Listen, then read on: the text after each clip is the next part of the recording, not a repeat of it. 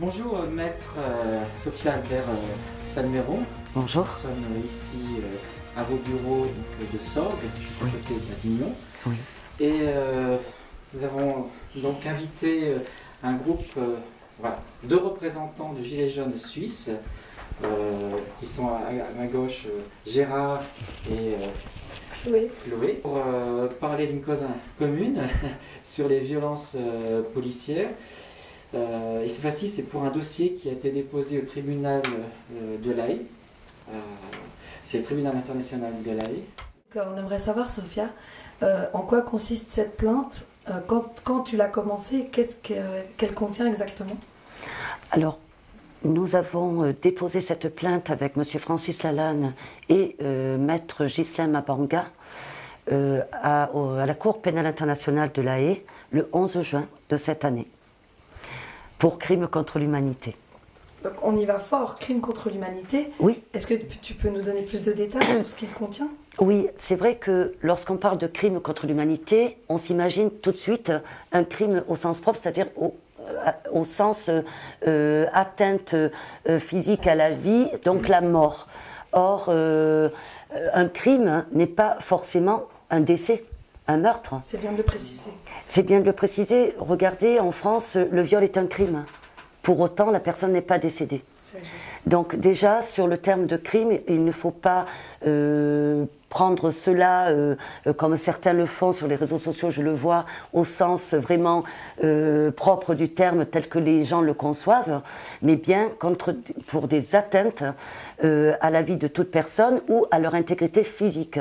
Et l'intégrité physique, ce sont des personnes qui sont éborgnées, mutilées, qui sont gazés lorsque ces produits ont une incidence sur la santé de l'homme à court terme ou à long terme, puisque on sait maintenant que les gaz qui sont projetés sur ces manifestants chaque week-end ont des incidences sur la santé très très graves.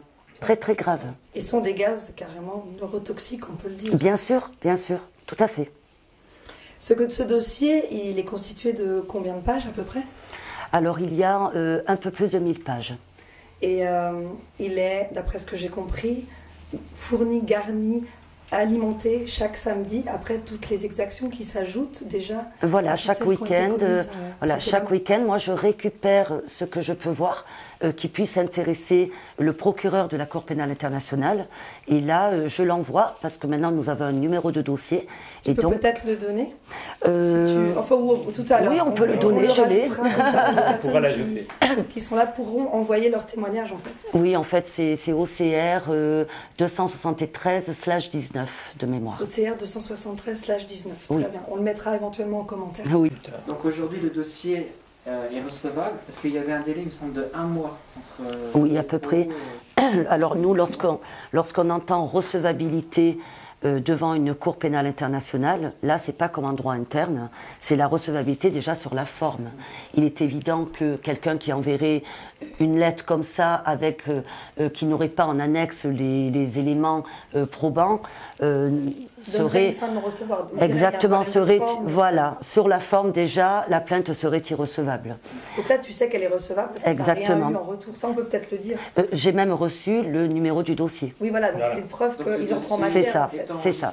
Donc il est recevable. Voilà. Et ça, c'est très important parce que des critiques disaient que si on crée un dossier trop rapidement et puis qu'il était vide ou mal ficelé, il y avait un risque que ce dossier soit rejeté et de rendre impossible toute nouvelle demande. Alors ça, c'est complètement faux. Il faut savoir que même si le procureur de la Cour pénale internationale estime que les éléments que vous avez fournis ne sont pas suffisants pour poursuivre la personne contre laquelle vous avez porté plainte, là en l'espèce Macron et son gouvernement, vous avez toujours la possibilité, mais comme en droit français, comme en droit interne, d'apporter des éléments nouveaux sur ce même dossier qui portera toujours de toute façon le même numéro. Et là, ce sont des éléments nouveaux qui peuvent permettre au procureur de la Cour pénale internationale de réouvrir le dossier. C'est comme une enquête en droit interne, il y a des éléments qui vont permettre à un juge d'instruction de réouvrir une enquête qui avait été non pas clôturée, mais qui avait stagné et dont on ne pouvait pas traduire l'intéressé, faute d'éléments, devant un tribunal. Donc il n'y a vraiment aucun inconvénient à porter ce dossier rapidement, même si certains disaient que oui, mais peut-être qu'il n'a pas été suffisamment mature. Ce qui est important, c'est de marquer, pour pouvoir démarrer le dossier, et plus c'est démarré tôt, sachant que la justice est souvent très longue, surtout dans cette matière, c'est au moins s'assurer d'avoir pris acte et que les pièces pourront arriver au fur et à mesure. C'est ce qui se passe actuellement. Voilà, deux motifs. C'était la saisir le plus rapidement possible, justement par rapport aux délais qui sont très longs, mais c'était également un avertissement à Macron et son gouvernement de dire attention, nous ne sommes pas inactifs au niveau juridique et judiciaire non plus. Nous sommes là et toutes les voies de droit qui nous sont ouvertes, eh bien nous allons les utiliser et s'y introduire. Et on ira jusqu'au bout. Et là, moi, ça m'intéresse de savoir, donc c'est un procureur, et c'est une personne, donc et on a son nom, sa nationalité, quelque chose? Le nom, je l'ai, oui. Oui, je pourrais vous le fournir. C'est vrai que on ne connaissait pas les questions. Enfin, je ne connaissais pas les questions à l'avance. C'est dommage que j'aurais pu avoir le document sous la main. Mais je crois d'ailleurs que sur la page que je vous ai donnée tout à l'heure, sur la communication CPI, il y a le nom du procureur saisi. Ouais, parce que c'est toujours intéressant de voir qu'il y a des personnes. Tout à fait. Et éventuellement un pays, ça pourrait être utile de savoir. Tout à fait. Bon, de toute façon, on pourra ajouter ce nom dans le lien qui sera lié à ce reportage. Oui. Du coup, jusque quand ce dossier, à ton avis, sera alimenté et à quel moment sera-t-il clôturé? Parce que pour l'instant, la lutte continue, les samedis s'enchaînent, les violences continuent. Oui. Comment tu vois la suite de ce dossier? Alors c'est vrai qu'on est avocat mais pas magicien et ni médium, donc les délais on ne peut pas les donner. En revanche, tant que justement on n'a pas de retour du procureur, eh bien il faut continuer à alimenter parce que c'est prouver encore à ce procureur que c'est sérieux ce qui se passe sur le territoire français et que chaque semaine nous avons des victimes supplémentaires. Est-ce que le gouvernement Macron est au courant de cette plainte? Bien sûr. Ça peut être une question. Bien sûr, c'est une évidence. Naïf, mais... Alors, c'est une évidence, d'autant que BFM TV était venue avant que je la dépose parce qu'elle avait eu vent, cette chaîne. Ils sont venus m'interviewer ici, mais ça n'a jamais été diffusé. Étrangement, il n'y a pas eu de diffusion au grand public. Oui, alors que même les journaux régionaux étaient informés. Or, lorsque je me suis rendue, moi, à La Haye, il n'y avait que des médias étrangers. Quels étaient ces médias étrangers? Il y avait RT Dutch et d'autres chaînes que je ne connais pas parce que ce n'est pas des chaînes que l'on a nous ici en France. C'était des chaînes locales. Voilà, nous avions des Belges, nous avions des Allemands. Ils ont posé des questions Oui, tout à fait, nous avons été interviewés, oui. Voilà, et c'est passé sur les réseaux sociaux quand même parce qu'on nous avait envoyé le lien, on a partagé. Donc vous avez été pris, je dirais, la demande a été prise au sérieux, les médias ont été intéressés, et on pense que dans les pays étrangers, c'était relié correctement dans les pays, ce qui n'est pas le cas en France. Oui, d'ailleurs, j'ai par exemple la Belgique qui m'a appelé pour me dire qu'il serait intéressant que je puisse leur fournir notre plainte parce que eux entendaient solliciter exactement la même chose devant cette Cour pénale internationale. Donc ce sont des gilets jaunes oui, belges, oui. qui sont intéressés de faire la même Tout à fait. Mais envers le gouvernement belge. C'est ça. Oui. Est-ce que tu as eu d'autres sollicitations venant de citoyens, de politiques, de médias Des sollicitations à quel niveau? Par rapport à cette plainte ou des sollicitations pour une interview, pour que tu leur en dises plus? Non. Donc il y a eu assez peu de diffusion finalement. Ça a été un peu l'omerta, oui. Donc nous on va faire en sorte. Ça a été un peu l'omerta, j'avoue. As-tu reçu des pressions de la part du gouvernement? Non, absolument pas. Non, absolument instances pas. Pour l'instant? Pas pour le moment en tout cas. Non, absolument pas. Nous, ça nous intéresse pour l'événement du 31 qu'on est en train de préparer à Genève et aussi en France, la chaîne humaine qui va relier les deux pays, d'avoir ce dossier pour pouvoir le transmettre également à nos représentants de l'ONU. Bien sûr. Tu es disposé à nous le remettre? Bien entendu. Alors moi, je ne fais aucune rétention d'informations ou de dossiers. J'ai fait ça gracieusement, donc c'est forcément pour le bien commun. Et si c'est pour le bien commun, je ne peux pas garder ce dossier comme un bien précieux dans mon tiroir. Non, il faut au contraire que je puisse le fournir à tous ceux qui œuvrent comme moi, c'est-à-dire pour essayer d'éradiquer toutes ces injustices et vivre dans un monde meilleur. Donc si je comprends bien, tu es aussi gilet jaune à ta façon. Je suis d'abord gilet jaune avant d'être avocat, parce que je suis née citoyenne avant de devenir avocat. Ah ben ça fait plaisir, ça fait chaud au cœur. Donc, voilà. Une avocate qui a les yeux ouverts, qui est consciente de ce qu'il se passe et qui veut aider le mouvement tout à fait. À rétablir ou à établir des droits égalitaires et justes pour tous. Disons que moi j'ai accédé à cette profession pour cela. Et lorsque je vois que je ne peux pratiquement plus défendre les gilets jaunes parce que la loi est violée, en permanence, y compris par les magistrats qui normalement doivent être indépendants. Je me dis qu'à cette allure, moi je préfère quitter la profession d'avocat, y revenir peut-être un jour si les lois sont appliquées, mais aujourd'hui à quoi bon? Est-ce que tu peux nous donner 2-3 exemples qui te reviennent comme ça de lois violées, de droits bafoués récents? Oui, bien sûr. Déjà, on a un principe qui est très simple, c'est la présomption d'innocence. Aujourd'hui, on a des présomptions de culpabilité. Voilà. Ensuite, il y a ce deuxième principe en droit français aussi, c'est que le doute doit profiter au prévenu. Aujourd'hui, en l'absence d'éléments probants, donc avec plus que des doutes, la personne est quand même condamnée.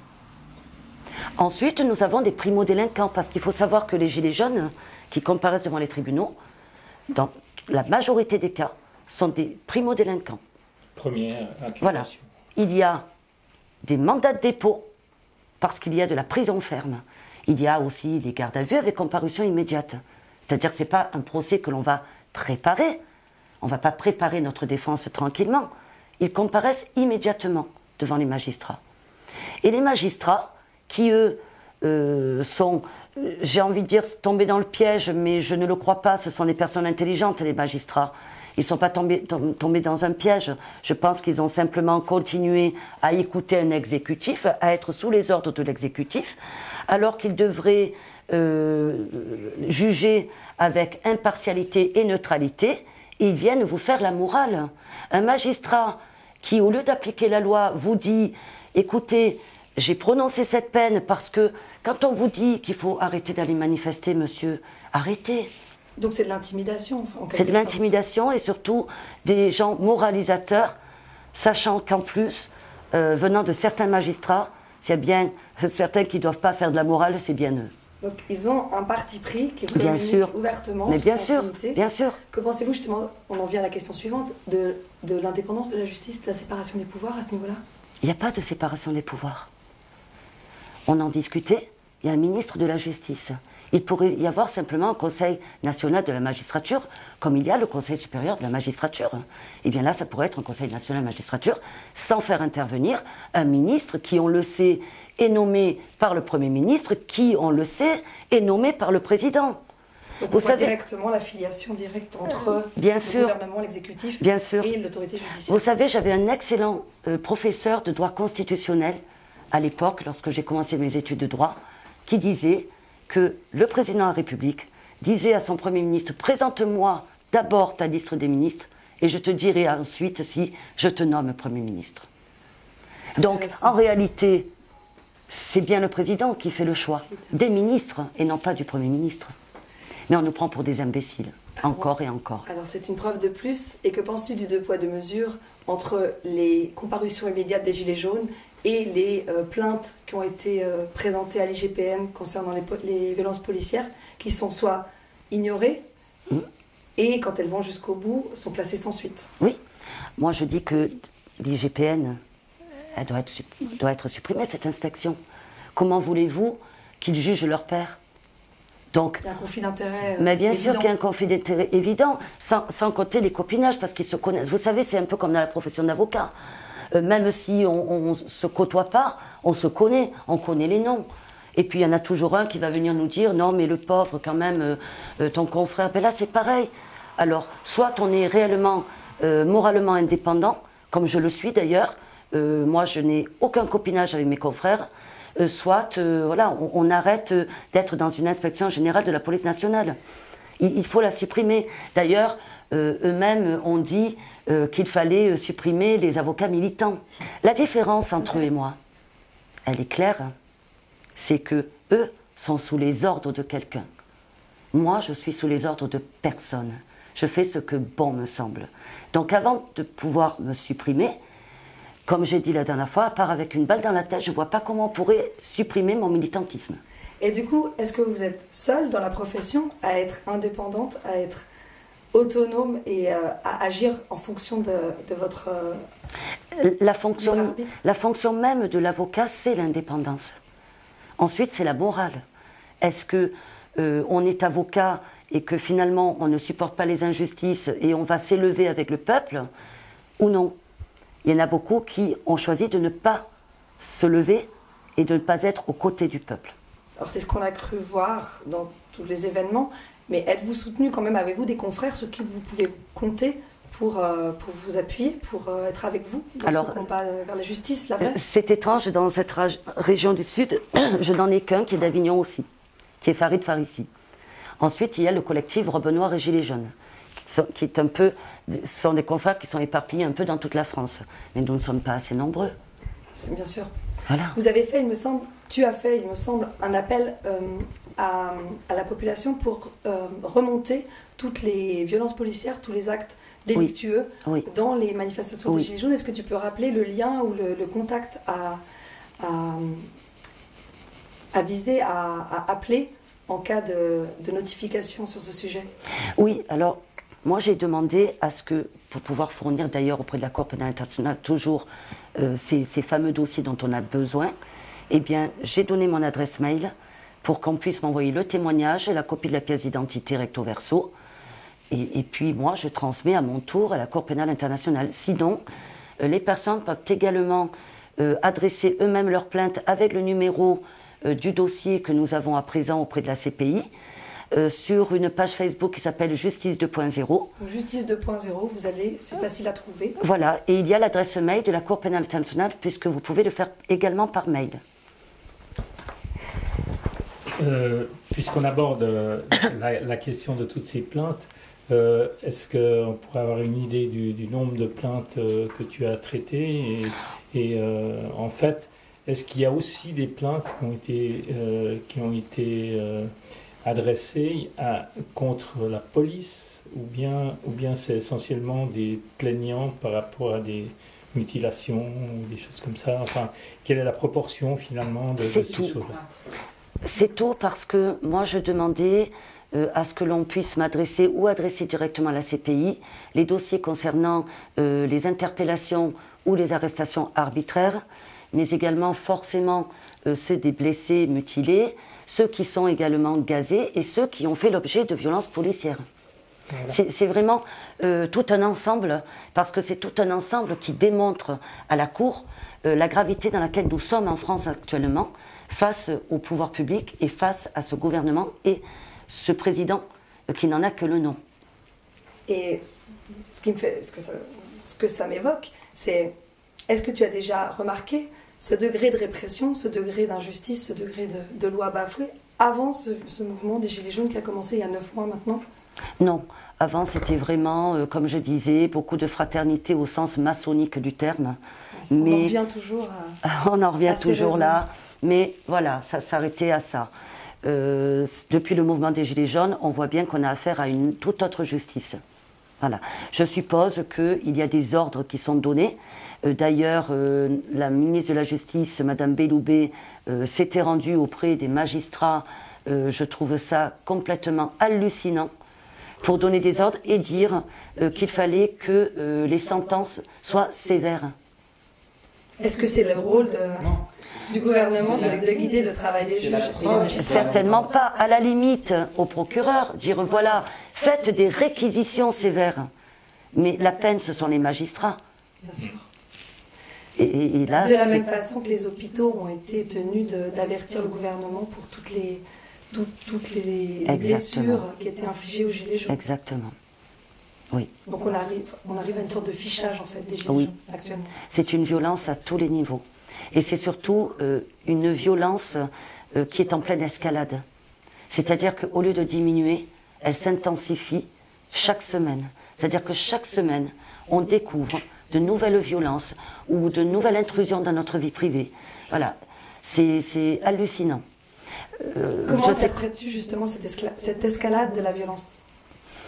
Alors, je pense sincèrement que le gouvernement et le président pensent qu'à un moment donné, les Gilets jaunes vont lâcher. Ce qu'ils n'ont pas compris, c'est qu'on était très déterminés. Qu'aujourd'hui, on n'est pas là que pour la hausse du carburant du 17 novembre. C'est qu'aujourd'hui, maintenant, on a tout compris. On veut les noms et on veut agir. Est-ce qu'on peut imaginer qu'il y a une certaine panique du gouvernement par rapport à ce mouvement de Gilets jaunes? Moi, je suis certaine. Bien sûr. Vous savez, s'ils n'avaient pas peur, ils n'auraient pas besoin de déployer des moyens aussi répressifs. Est-ce qu'on peut envisager, à ton avis, une démission de Macron et de son gouvernement? J'espère qu'on peut l'envisager. Maintenant, si vous voulez mon opinion personnelle, je ne le pense pas. C'est quelqu'un qui manque foncièrement d'empathie, qui a un ego surdimensionné, et ne serait-ce que par fierté, on le voit d'ailleurs pour Castaner. Hein, il a du mal à s'en débarrasser de celui-là. Bien, ne serait-ce que pour ça, il ne démissionnera pas. Ça veut dire qu'il va falloir que ce soit nous qui allions le chercher comme il l'avait demandé. Et à propos de Castaner, est-ce qu'éventuellement, moi j'ai eu l'impression à un moment donné qu'il était lâché. Quand Édouard Philippe a repris la parole après la mort de Steve, j'avais l'impression que finalement il n'avait plus vraiment de dossier en main. Est-ce qu'il y a peut-être des possibilités déjà que Castaner démissionne? Oui, mais ça sera certainement une démission volontaire, hein, parce que sinon ça sera encore un échec cuisant pour ce gouvernement. Donc peut-être qu'ils attendent que le temps passe un peu pour que ça passe mieux, et d'un coup on va découvrir que Castaner il veut faire autre chose. Donc surtout ne pas perdre la face. Voilà, et qu'il va démissionner pour faire toute autre chose. Sauf que nous, on l'aura compris, on saura exactement pourquoi. On pourra rappeler les événements précédents. Exactement. Et que penses-tu de l'affaire Benalla qui stagne et n'en finit pas? Ben ça, c'est incroyable. Parce que lorsqu'on voit les affaires des Gilets jaunes, vous voyez que juste après la garde à vue, le procès est déjà ouvert. C'est ça. Voilà. Il y a également des personnes qui sont allées, comme Benalla, voir un juge d'application des peines, mais qui, eux, n'ont pas eu, justement, un contrôle judiciaire. Ou voilà, on leur a refusé. Donc, ils purgent leur peine. Bien sûr. Quelle est la suite, maintenant, concrètement? La suite, il faut que les Gilets jaunes s'organisent, se rassemblent. Et ils ont, comme je disais, de bonnes idées. Ils sont très intelligents. Ils savent comment faire. C'est juste qu'il faut du temps pour mettre tout cela en place. Il faut des médias indépendants. Les médias nationaux qui ont à leur tête les plus riches, c'est plus possible. Il faut une vraie information. Voilà. Pourquoi? Parce que le nerf de la guerre, c'est aussi les médias. Alors on l'appelle ça le quatrième pouvoir. Hein. Bien sûr, c'est pour ça. Le premier pouvoir. Mais... Tout à fait, tout à fait. Justement, est-ce que ce mouvement n'a pas permis de se développer, tous ces médias indépendants? Oui, il a tout permis, ce mouvement, c'est pour ça qu'il est magnifique. Et c'est pour ça qu'il est tant réprimé également. Exactement. S'il n'y avait pas cette force qui émane de ce mouvement avec cette détermination et ce courage, il ne déploierait pas autant de moyens. C'est ce qu'on pense aussi. Contre eux. Du coup, à la rentrée, qu'est-ce qui va se passer concrètement? Je pense qu'à la rentrée, ça va reprendre très très fort, le mouvement des Gilets jaunes. Est-ce que tu penses qu'il peut y avoir un durcissement de la violence des deux côtés? Enfin, en tout cas, du côté de la police, on a déjà vu que c'était fait. Mais au niveau des Gilets jaunes, est-ce que tu penses que ça peut entrer dans une phase plus offensive de défense en fait, hein? C'est possible. Pas d'offense, mais c'est plutôt de la défense. C'est possible. Voilà, exactement, exactement. Bien sûr que c'est possible. D'ailleurs, la légitime défense existe en France, mais elle ne concerne pas les policiers. Pourquoi? Pourquoi? Eh oui, justement, pourquoi? Pourquoi pas eux? La preuve, on voit aujourd'hui qu'il y a des violences injustifiées à l'égard des manifestants. Oui.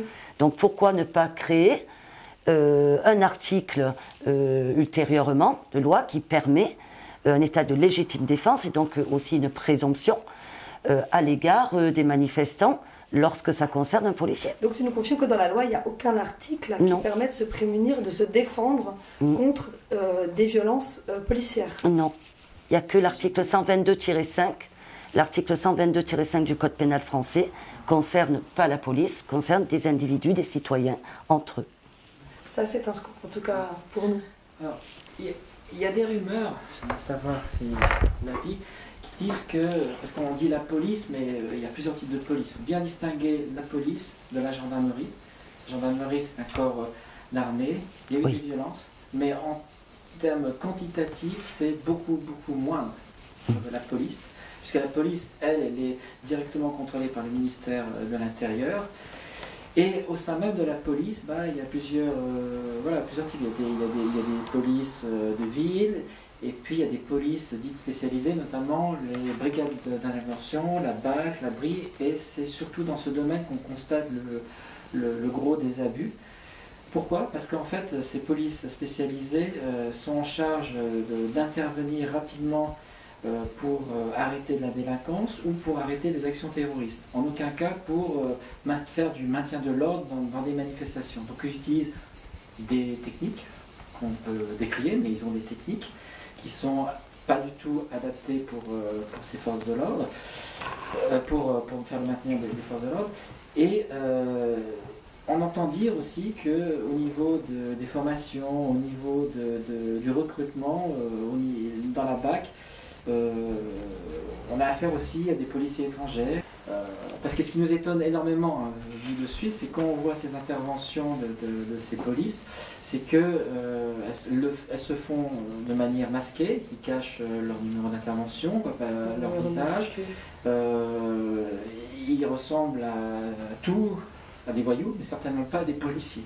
Donc on se demande qui est derrière ces policiers. Oui. Alors il faut savoir qu'avant, les gendarmes étaient placés sous le ministère de la Défense et les policiers de l'Intérieur. Aujourd'hui, ils sont tous placés sous le ministère de l'Intérieur. Alors là, je l'apprends aujourd'hui. Ben voilà. Ils sont de la même maison aujourd'hui. C'est la même maison aujourd'hui. Mais il y a une culture. Voilà pourquoi vous n'entendez pas le ministère de la Défense s'exprimer, par exemple. Effectivement. Et oui. Ah ouais. Et depuis quand ce changement a-t-il eu lieu? Je crois que c'était 2014, si ma mémoire est bonne, 2014. Mais il n'empêche, et c'est là que vous avez raison, c'est que la formation est différente. Et il n'y a, parmi les violences policières, que 5% qui émanent des gendarmes. Donc ça veut dire que tout le reste, c'est la police. Comment on explique ça, cette telle différence entre les policiers et les gendarmes? La formation, l'empathie aussi, les valeurs qui sont différentes. On leur apprend les valeurs. Aux gendarmes? Bien sûr, ce que l'on ne fait pas aux policiers. Qu'est-ce qu'on leur apprend quoi aux policiers? À frapper, à mutiler? Alors généralement, c'est pas ce qu'on leur apprend. D'ailleurs, ils le font très mal. Regardez, ils ne savent même pas se servir d'un lanceur de balles de défense. On a retrouvé dans les manifestations les notices d'utilisation au sol. Donc, ça veut dire que la personne, le policier, a consulté cette notice bien sûr, sur le terrain? Bien sûr, sur le terrain. Contrairement à des gendarmes qui ont des tirs. Voilà, tout à fait. Mais là-dessus, par rapport à ce que disait David, là, est-ce qu'il y a des mercenaires? Est-ce qu'il y a des personnes qui sont engagées à la BAC, qui sont en fait engagées, je sais pas, à travers Blackwater, des organisations de ce type? Est-ce qu'il y a aussi, au niveau de cette... alors moi, ça m'intéresse, ça c'est une deuxième question. Il nous a semblé que les tirs de LBD étaient quand même sacrément directionnels et qui s'adressaient vraiment à des personnes qu'on voulait viser. Et donc, ceux-là, ils savent s'en servir dans un sens. Bien sûr. C'est grave, mais c'est encore plus grave. Oui. Alors, donc, c'est mercenaires étrangers. Alors, mercenaires étrangers, moi, j'en ai pas vu, mais j'ai vu circuler ça sur les réseaux sociaux.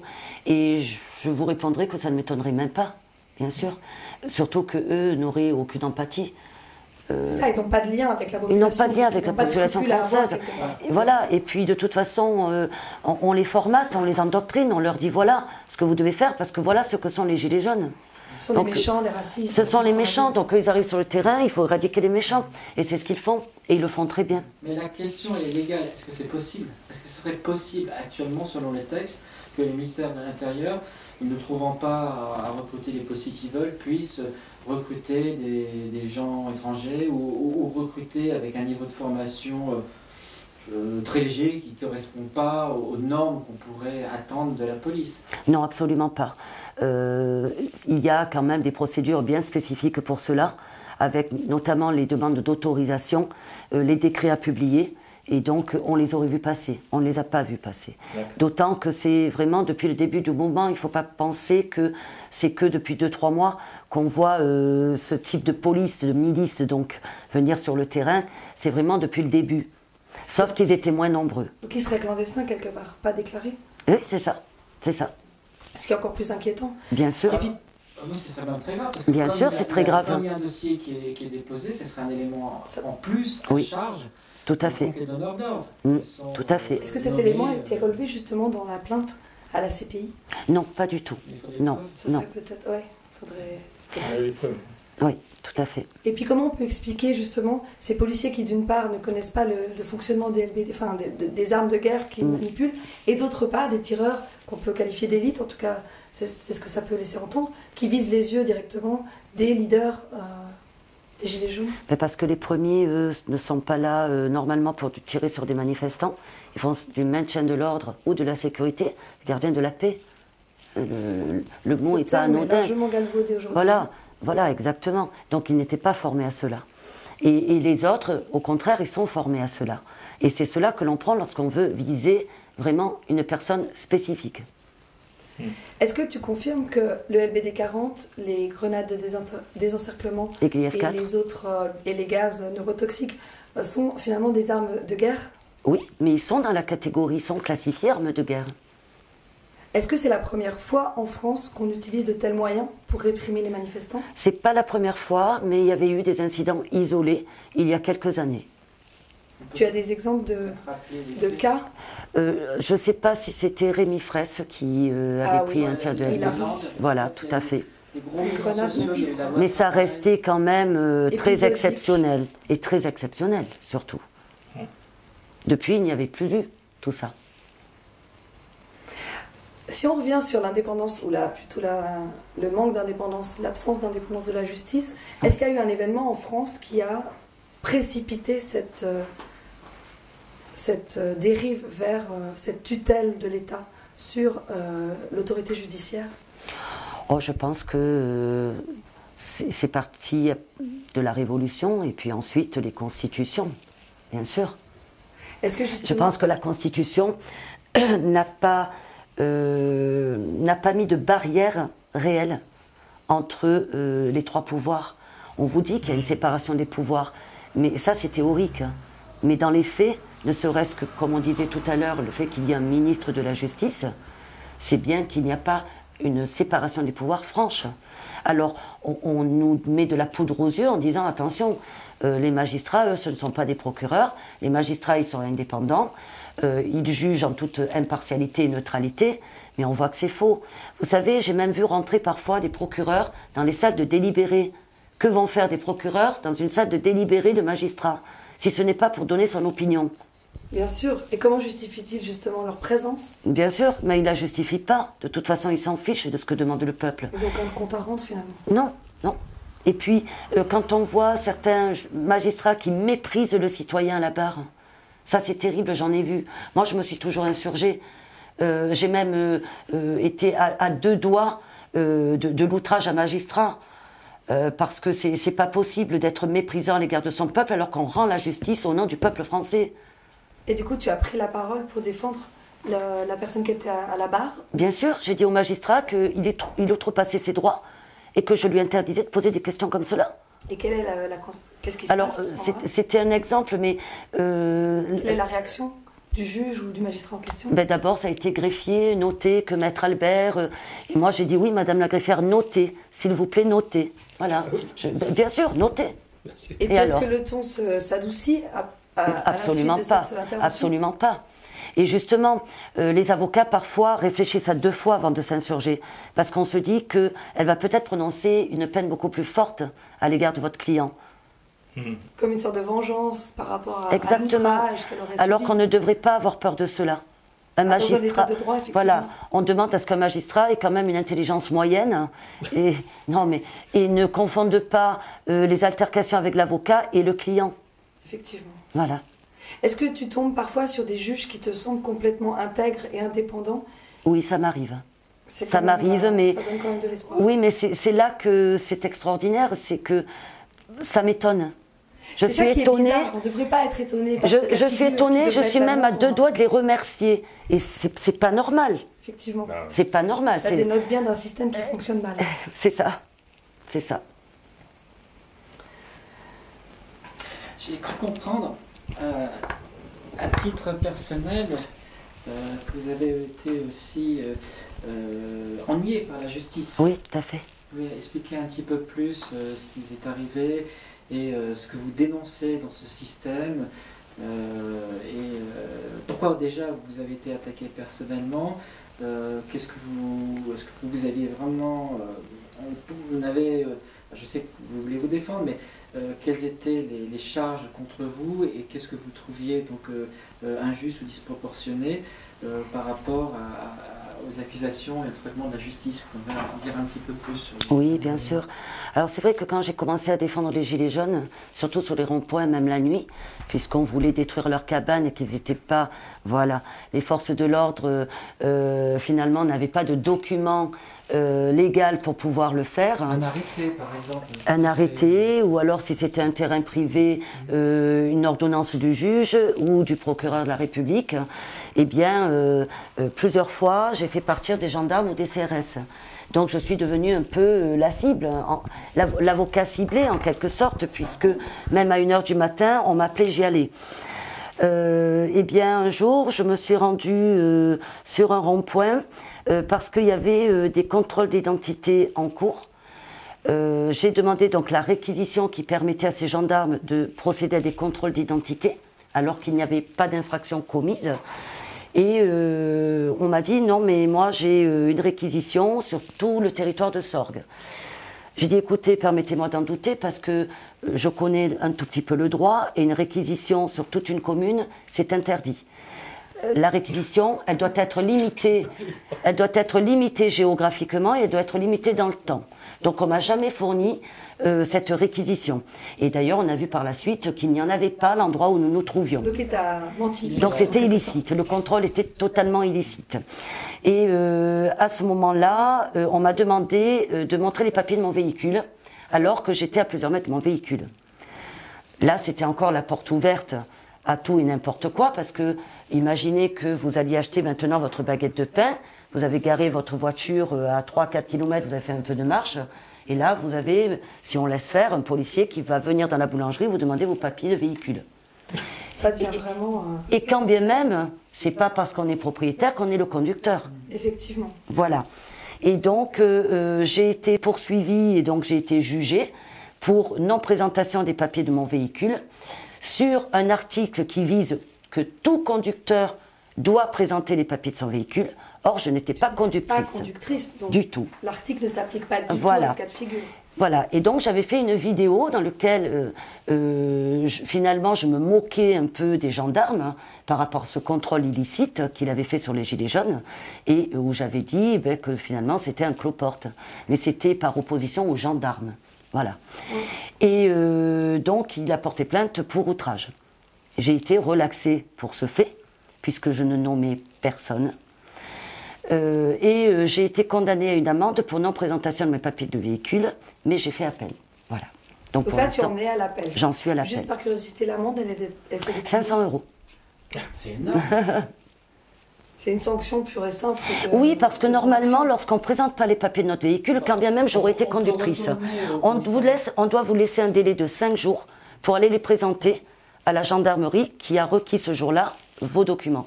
Donc la plainte était totalement illicite finalement. Oui, parce que moi, on ne m'a pas laissé de délai. Moi, on m'a juste poursuivi en justice. Et devant le tribunal devant lequel je plaide couramment, puisque je suis du barreau d'Avignon. Alors, des exemples comme celui-ci, j'en ai entendu des tas. Et c'est aussi une autre forme d'acharnement, parce qu'on a parlé des exemples les plus extrêmes, celui qui a perdu un œil, celui qui a été frappé, celui qui a été mis en garde à vue. Mais l'exemple le plus courant, partout où je suis passé, et moi-même j'ai subi un contrôle, je vous expliquerai, les gens qui manifestent sur les ronds-points sont harcelés en tant que conducteur. C'est-à-dire qu'on repère la plaque d'immatriculation et plus d'un m'ont dit on m'invente des amendes. C'est-à-dire qu'ils connaissent mon véhicule, ils ont dit qu'il était mal stationné, ils disent que j'avais pas ma ceinture, ils disent que j'avais pas des trucs, de manière à leur faire perdre le point, de manière à avoir des montants très élevés d'amendes. Ils doivent se défendre, parfois ils gagnent. C'est la personne qui m'a dit hier, elle dit bah oui, j'ai réussi à faire sauter une de mes 5 amendes parce que j'ai prouvé que le véhicule était au garage, j'étais pas là. Alors cette amende a sauté. Et toutes les autres, bah non, parce qu'elle n'a pas pu prouver. Bah, s'il y en a une qui était fausse, qui était volontairement une falsification, c'est tellement grave que toutes les amendes qui étaient données par le même poste de police auraient dû être annulées et on aurait dû enquêter. Donc c'est quand même extraordinaire de voir cette moyen de répression, de dire on utilise voilà, des textes de loi par les non-représentation de papier ou de stationnement illicite. Ou alors le plus rigolo que j'ai eu, c'était aussi, parce que porter le gilet jaune, c'est aussi une infraction. Et une dame, parce qu'il est très bon ici, elle avait un maillot de bain jaune, mais en jaune. Et elle a eu une amende de 500 € pour... pas parce qu'elle était en jaune, ils avaient utilisé le système que c'était atteinte à la pudeur sur un rond-point, je sais pas quoi, parce qu'elle était en maillot de bain. Donc on prend tout un arsenal pour... Tous les moyens sont bons en fait pour pouvoir harceler les gens. Au niveau des contrôles, il y a des abus manifestes, puisque certes, un policier peut demander des papiers, peut faire des trucs, mais il faut qu'il en ait une raison, puis il faut qu'il soit aussi mandaté. Moi, au cours d'un reportage que j'ai eu près d'un rond-point, j'ai un gendarme qui m'a demandé le papier. Moi, j'ai présenté la carte de presse, moi je dis ça suffit, il a dit non, je veux voir le papier. Ne me connaissant pas trop, j'ai mis les papiers, il a pris l'appareil photo, il a photocopié mon carte d'identité, puis il a commencé à appeler, faire plein de choses.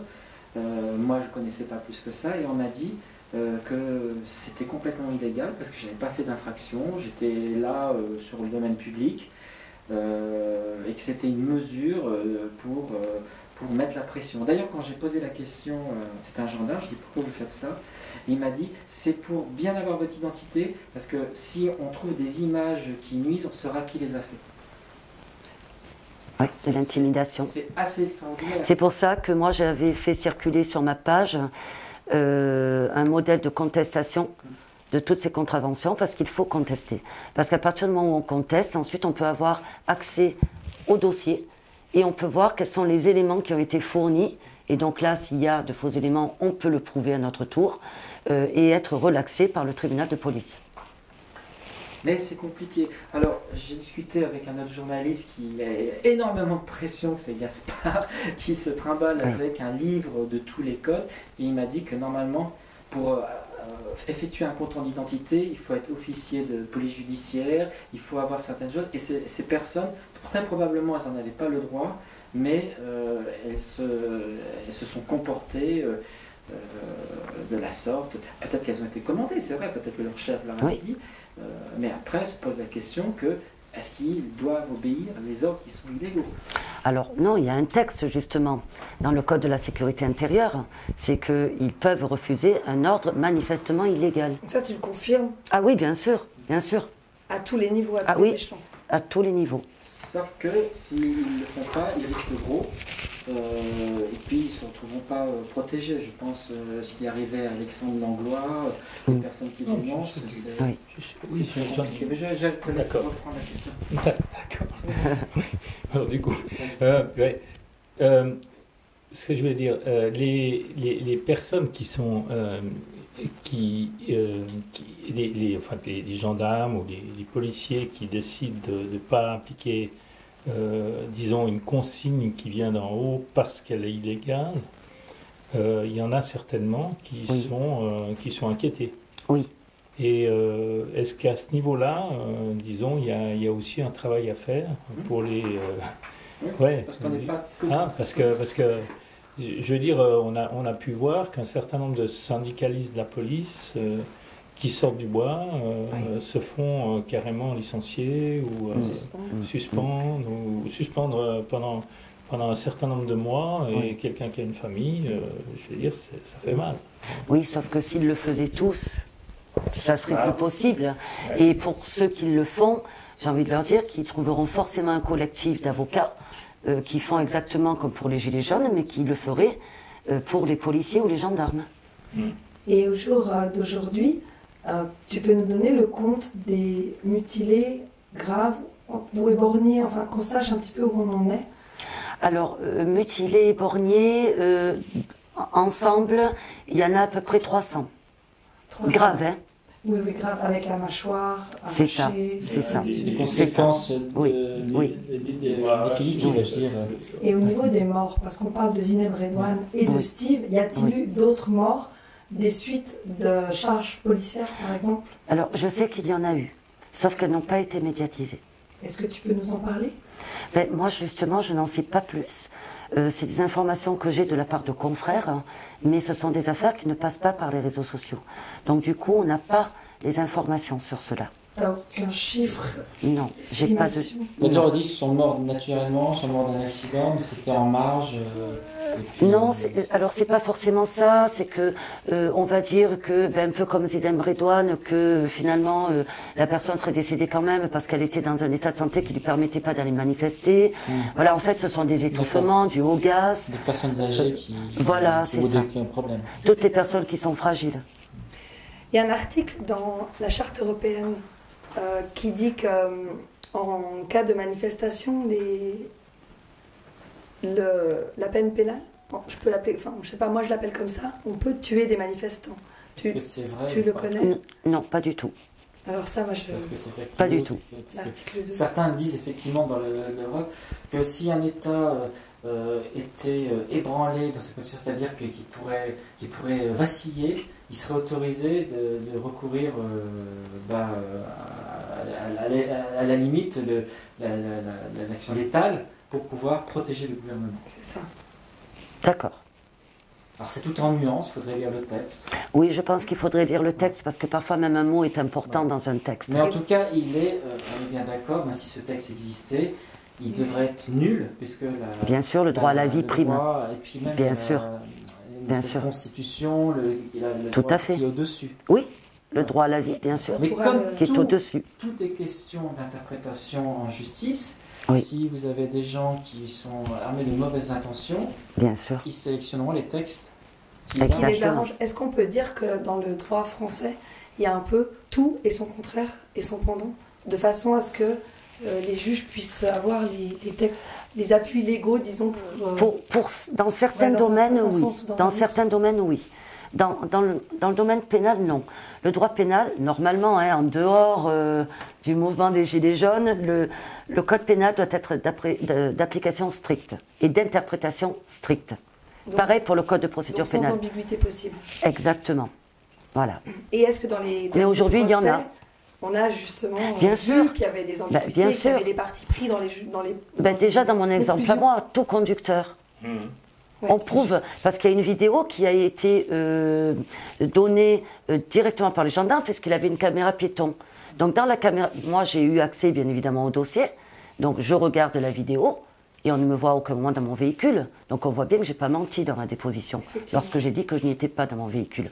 On me voit même arriver d'un terrain un peu plus loin, j'étais en présence de gilets jaunes, qui montaient une cabane. On me voit arriver comme ça. Et je ne suis pas montée non plus lorsqu'il m'a demandé les papiers de mon véhicule. Et pourtant, le magistrat l'a interprété puisqu'il m'a condamné tout conducteur. Mais interprétation stricte, il n'aurait jamais dû me condamner parce que je n'étais pas conductrice. Et comment peut-on faire recours je suis propriétaire, c'est un... Comment on peut faire recours dans ce cas-là? Mais j'ai fait appel. Et puis, j'ai très peu d'espoir en la cour d'appel, donc j'irai en cour de cassation. Et puis après, je me dis que d'ici là, peut-être que notre mouvement aura... porté ses fruits. Exactement. Et instaurer une justice digne. Bien sûr, bien sûr. Et quand on a affaire à des mensonges d'État, comme celui concernant Geneviève Leguet, qui a été poussée par la police, mais tout d'abord, il y a eu un déni de ce fait-là. Pareil pour l'attaque, soi-disant, de l'hôpital de la Salpêtrière, qui a ensuite été rectifiée. Que se passe-t-il pour les émetteurs de ce mensonge? Il faudrait qu'ils démissionnent. Ça, c'est déjà la première décision politique et morale que l'on doit prendre. Mais on a, nous, citoyens, ou vous, avocats, quel recours, quels outils avez-vous à disposition? On peut porter plainte, hein, mais vous voyez où vont les plaintes pour les éborgnés, alors imaginez pour ça. C'est sans suite. Nulle part. À la poubelle. Bien sûr. Actuellement, malheureusement, beaucoup de plaintes vont à la poubelle. On a des policiers qui ne protègent plus son peuple et des magistrats qui ne le protègent pas non plus, qui le condamnent. Est-ce que la Cour pénale internationale, vous pensez qu'elle est assez indépendante et assez respectueuse des lois pour rendre un jugement qui sera conforme aux textes légaux? On l'espère, mais voilà, je ne veux pas rêver non plus. Il faut le faire, parce que de toute façon, si on ne le fait pas, on ne saura pas. Mais sur l'indépendance elle-même, j'ai toujours mes petits doutes, c'est une évidence.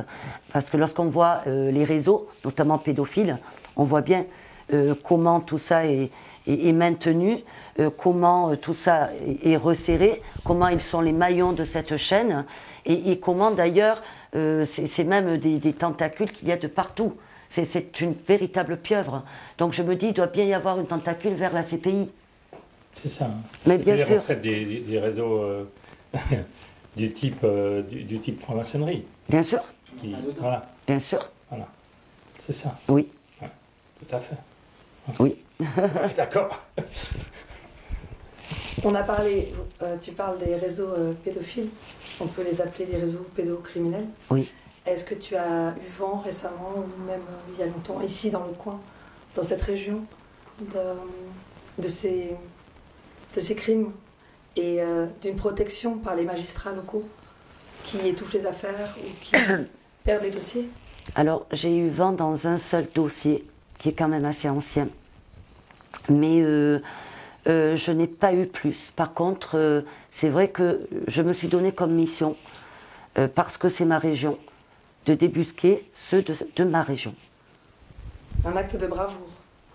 Parce que c'est vraiment l'étape ultime du tabou qui tient le système en place. On l'a vu avec les dossiers qui sont sortis récemment. Oui. Epstein, Oui. Stan Mayo. Oui, Stan Mayo, j'ai été contactée pour M. Mayo. Oui. Mais on a espoir, je ne sais pas ce que tu en penses, que grâce au mouvement des Gilets jaunes qui a permis d'ouvrir les yeux à un certain nombre de personnes, que plus on en parle, plus on les met en lumière, plus ces crimes disparaîtront. Oui, et moins nous risquerons nos vies en les dénonçant. Bah oui, et plus nous sommes protégés finalement, parce Bien que si sûr. on nous élimine, on sait qu'il y en a d'autres Parce qui qu'en relaieront le éliminer message. un dans l'ombre, c'est facile, C'est ça. mais éliminer tout un peuple, ça va être difficile. C'est plus compliqué. C'est plus compliqué. Donc merci aussi aux Gilets jaunes Oui, qui nous permettent tout à fait. Tout à fait. Et c'est peut-être d'ailleurs les Gilets jaunes qui s'en débarrasseront avant. Très possible, et on espère. Oui, ils veulent nous éliminer, mais peut-être que c'est nous qui les éliminerons.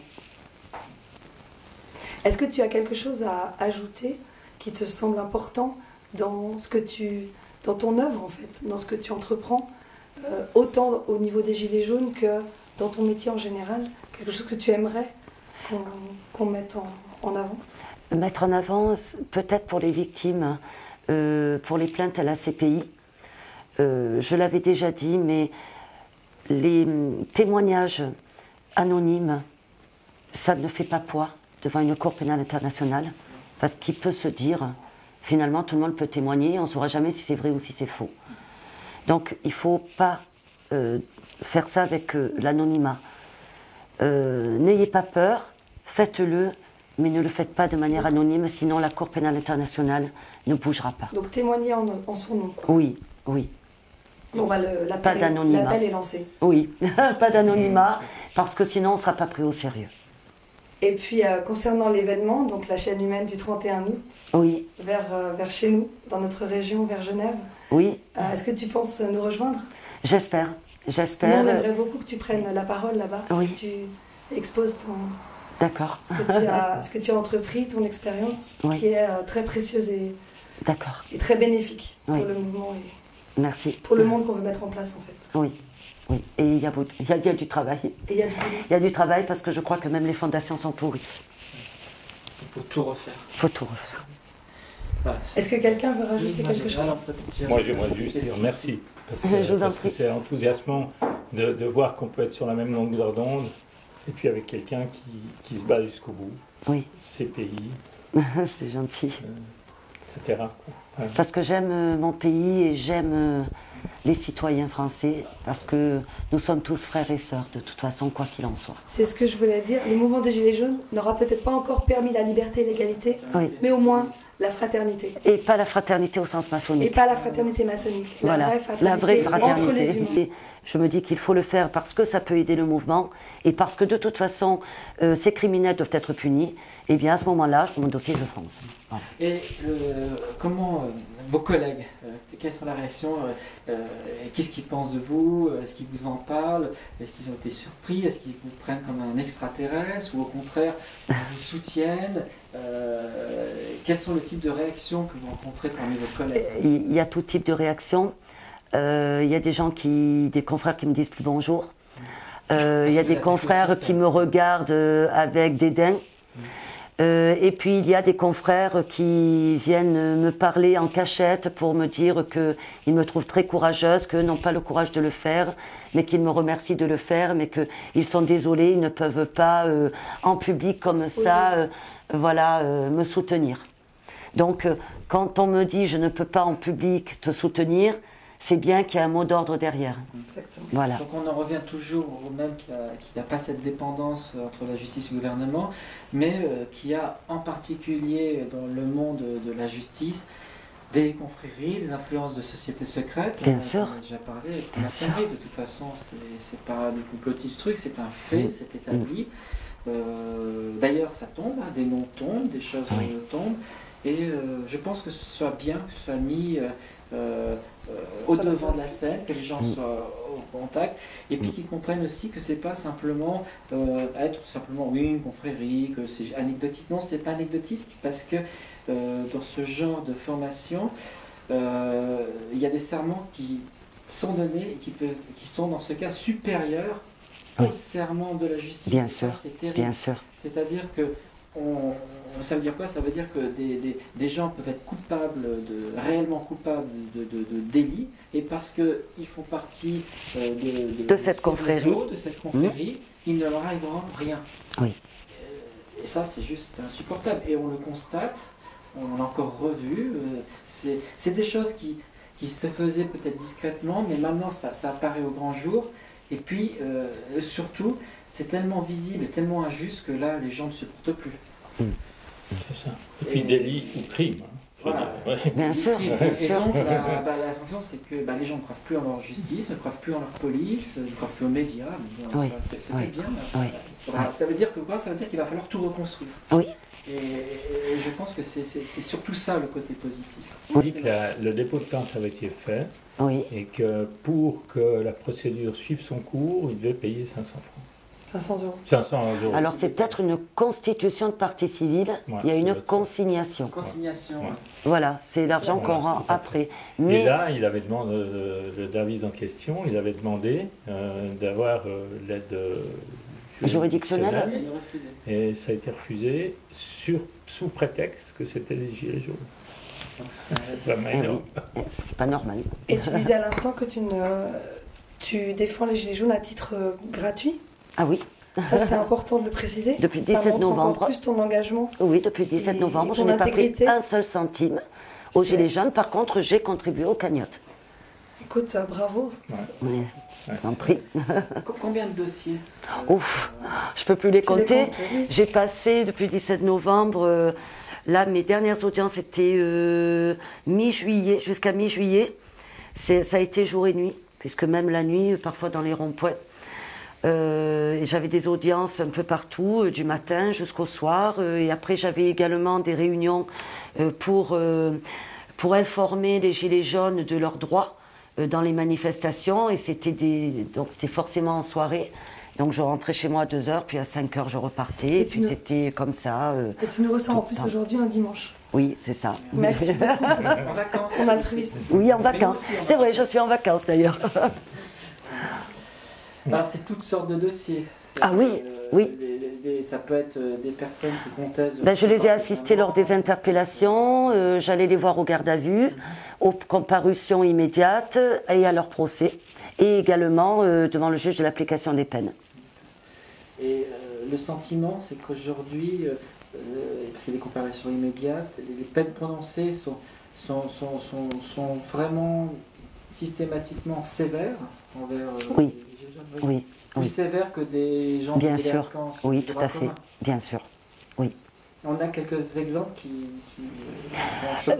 Ben écoutez, ma dernière audience, ça a été 3 mois ferme aménageable par un juge pour un gilet jaune qui avait manifesté, qui n'avait pas voulu se disperser malgré sommation par la police. Et un homme qui n'était pas mon client, donc, mais qui comparaissait le même jour, qui avait exercé des violences conjugales, donc des violences sur son conjoint. La personne avait vraiment, la victime, des photographies très parlantes. La violence était inouïe quand même, hein, et qui a pris 4 mois avec sursis. Donc lui, il n'avait même pas besoin de passer devant le juge de l'application des peines. Alors que la avec un casier identique, hein, casier judiciaire identique, bien sûr. Que l'autre personne, simplement qu'elle a refusé un ordre, on peut aujourd'hui se refuser un ordre, avoir 3 mois de prison. Bien sûr, même beaucoup plus. Il y en a qui ont pris beaucoup plus. C'est fou. Pas parmi mes clients, parce que je pense que j'en aurais très très mal dormi, j'aurais mal vécu. Mais oui, il y en a. Il y a des statistiques qui sont faites parce que c'est des choses qui peuvent aussi alimenter le dossier. Pardon. Est-ce qu'il y a possibilité des statistiques Ah oui, bien sûr, bien sûr. Qui pourraient rentrer dans bien sûr. Nous sommes actuellement aux environs de 9500 condamnations. 9500 oui. Mais à ma connaissance, encore une fois. Au moins 9500. Donc c'est minimum 9500. Et oui. Et des gardes à vue, tu as un nombre? Garde à vue, c'est à peu près pareil parce que vous savez, généralement, de la garde à vue, ils atterrissent directement devant le juge. Et est-ce que beaucoup de sanctions ou de condamnations sont tombées à l'eau parce que non fondées? J'en ai eu, mais pas parce qu'elles n'étaient pas fondées, mais parce qu'il y avait des vices de procédure. Donc sur la forme et non pas sur le fond. C'est ça. Et tu as vu des condamnations sur des objets qui n'existaient pas, sur des chefs d'accusation qui étaient illusoires, qui étaient alors falsifiés. Là, j'attends un jugement. Je suis très curieuse de le recevoir. La décision n'a pas été rendue par la magistrate le jour de l'audience, alors que généralement, on attend le délibéré le jour même du jugement. Mais la personne avait été interpellée, placée en garde à vue, et elle était jugée alors qu'elle avait simplement été fouillée. Et elle avait juste son gilet jaune dans sa poche qui sortait un peu et un autocollant RIC. On a dit au revoir. Au revoir. C'était à bientôt. À bientôt. Au 31, on espère. Oui, oui. Et merci encore de nous avoir. Je vous en prie.